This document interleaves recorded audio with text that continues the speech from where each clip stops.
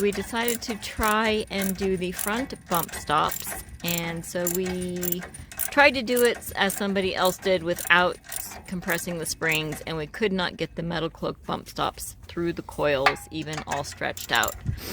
So we took out the bottom bump, whatever those are called, and they take a 19 millimeter underneath that you have to hold while you use a 5/16 inch Allen key for the top.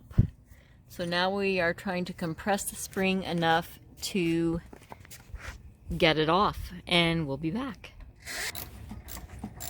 We are using a 3-ton jack, and then we have a block there, a jack stand, in case that comes undone.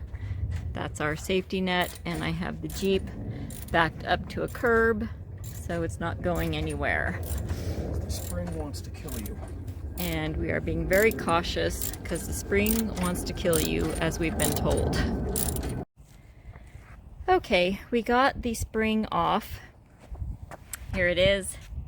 Don't let any of the videos where it looks like easy peasy fool you. That was not easy.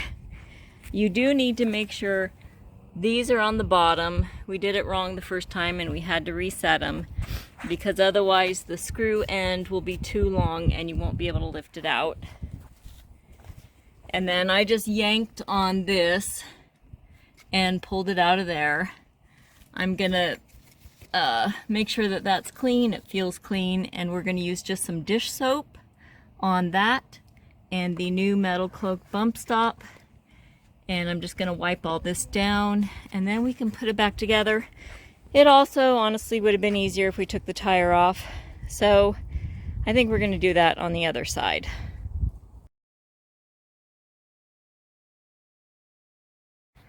All right, that wasn't too bad with a rubber mallet. I got that in there.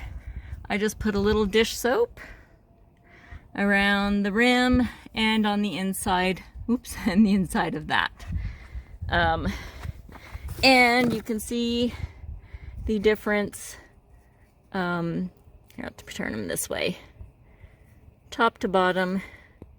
Once that's seated, I think it's about like that. So you can see the difference between the two bump stops. This one obviously is very dried up and yucky. So anyways, excited to get the other one in. All right, on the passenger side, we did take the tire off to make the access a little bit easier, and we put the spring compressors on the correct way, and now we're going to take the bump stop out. Bumps down.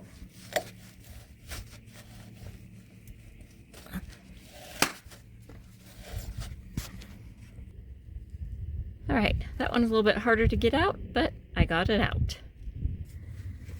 And she's in. This one was a little bit harder to get in, but it's in. This side was much faster because we learned what we did wrong on the other side. Coil is now seated in place.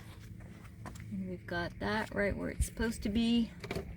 Boy, it's so tempting to do some painting and cleaning, but I just don't have time for that. All right, we got the pucks back in. Now we're ready to put the wheel on and we will be done. There's that beautiful MetalCloak bump stop.